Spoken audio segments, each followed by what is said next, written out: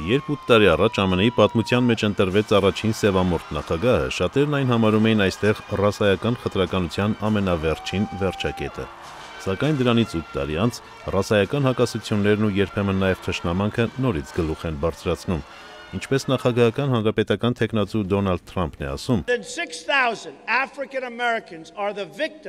Ամեն տարի ավելի քան 6000 սևամորթ ամերիկացի է դառնում սպանությունների զոհ։ Նախագահական մյուս թեկնածուն դեմոկրատ Հիլարի Քլինթոնը սա երկերեսանություն է համարում։ Նույնն այդ Թրամփն էր, որը հիմնականում սպիտակամորթ լսարանի առջև սևամորթ համայնքների հասցեին հնչեցնում էր վիրավորական խոսքեր։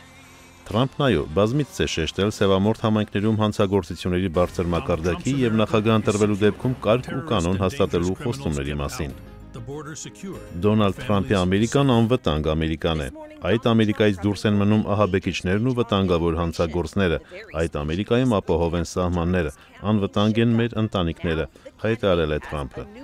Քլինթոնն իր գլխավոր պարտականությունն է համարում Թրամփի եւ նրա թիմի անդամների բացասական կողմերի ցուցադրումը։ Նրա նախընտրական գովազդները նաև փորձում են ցույց տալ, որ Թրամփին աջակցում են Կու Կլուքս Քլանի անդամները։ Խոսքը սպիտակամորթների գերակայության պաշտպան կազմակերպության մասին է։ Քլինթոնի խոսքերով Թրամփն ուժի մեջ է մտցնում վտանգավոր կարծրատիպեր եւ գաղտնի ազդանշաններ տալիս ատելությամբ լցված իր աջակիցներին։ Ու նա հրապարակային հարց է ուղղում, թե ինչպես կարող է նման թեկնածուն դառնալ ԱՄՆ-ի նախագահ։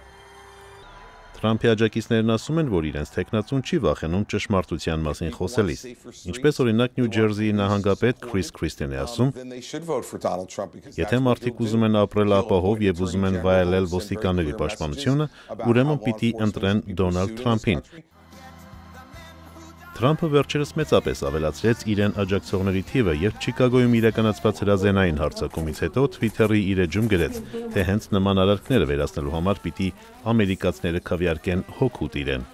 Թրամփը շարունակում է պնդել, որ Քլինթոնը հրապարակի բժշկական իր տվյալները հայտարարելով, թե վերջինս չունի նախագահի պաշտոնը վարելու համար համապատասխան առողջություն։ Ես առողջության հարցում որևէ խնդիր չունեմ, հայտարարում է Թրամփը։ Արամ Վանեցյան, Ամերիկայի ձայն, Վաշինգտոնից։